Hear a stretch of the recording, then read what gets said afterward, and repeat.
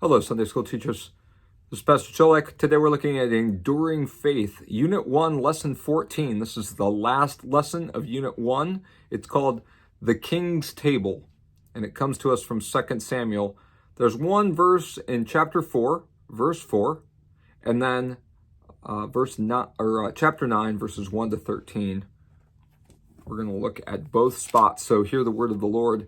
In 2 Samuel 4, verse 4, this is what the scriptures say. Jonathan, the son of Saul, had a son who was crippled in his feet. He was 5 years old when the news about Saul and Jonathan came to Jezreel, and his nurse took him up and fled. And as she fled in her haste, he fell and became lame, and his name was Mephibosheth. All right, and then if we jump over to chapter 9, verses 1 to 13, hear the word of the Lord. And David said, "Is there still anyone left of the house of Saul, that I may show him kindness for Jonathan's sake?" Now there was a servant of the house of Saul, whose name was Ziba, and they called him to David. And the king said to him, "Are you Ziba?" And he said, "I am your servant." And the king said, "Is there not still someone of the house of Saul, that I may show the kindness of God to him?" Ziba said to the king, "There is still a son of Jonathan. He is crippled in his feet." The king said to him, "Where is he?" And Ziba said to the king, "He is in the house of Machir, the son of Ammiel, at Lo-debar." Then King David sent and brought him from the house of Machir, the son of Ammiel, at Lo-debar. And Mephibosheth, the son of Jonathan, son of Saul, came to David and fell on his face and paid homage. And David said, "Mephibosheth." And he answered, "Behold, I am your servant." And David said to him, "Do not fear, for I shall show you kindness for the sake of your father Jonathan, and I will restore to you all the land of Saul your father, and you shall eat at my table always." And he paid homage and said, "What is your servant, that you should show regard for a dead dog such as I?" Then the king called Ziba, Saul's servant, and said to him, "All that belonged to Saul and to all his house I have given to your master's grandson, and you and your sons and your servants shall till the land for him, and shall bring in the produce, that your master's grandson may have bread to eat. But Mephibosheth, your master's grandson, shall always eat at my table." Now Ziba had 15 sons and 20 servants. Then Ziba said to the king, "According to all that my lord the king commands his servants, so will your servant do."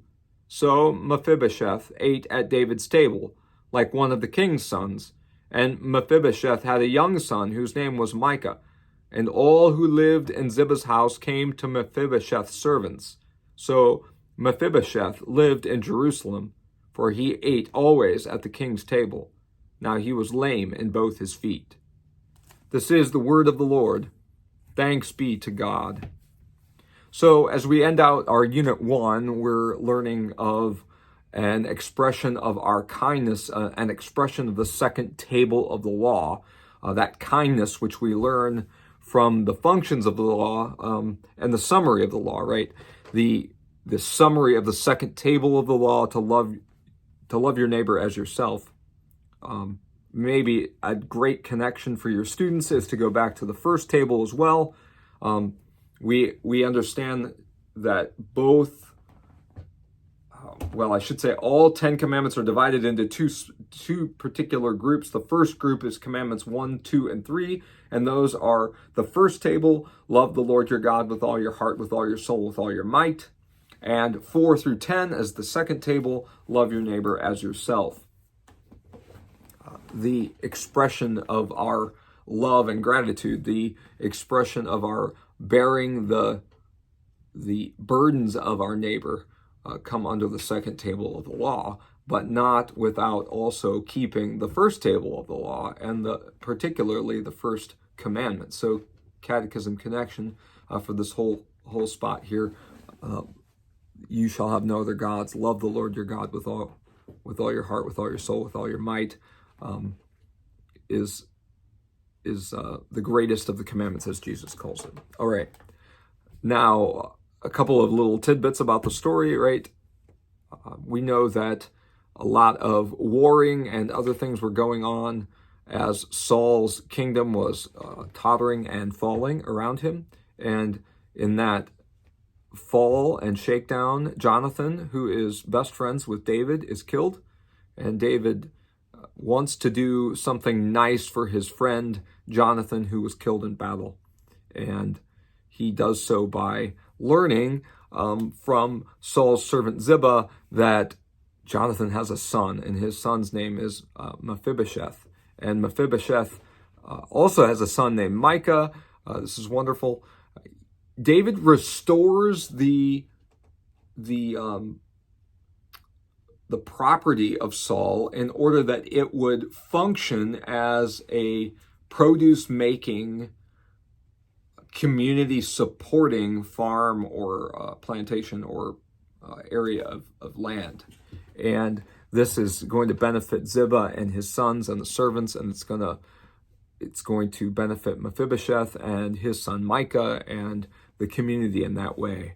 So this is a wonderful expression of David's love for Jonathan and his love for his community as he is the new king of Israel.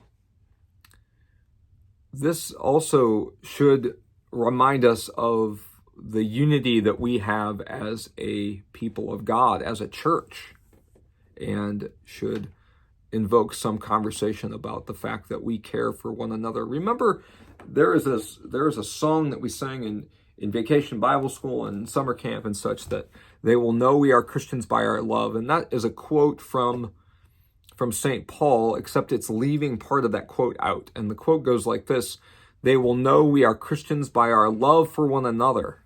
And this particular story shows in great detail that love for one another that we Christians have. All right. I hope you enjoy the study of Mephibosheth and David. And if you have any questions, reach out to me.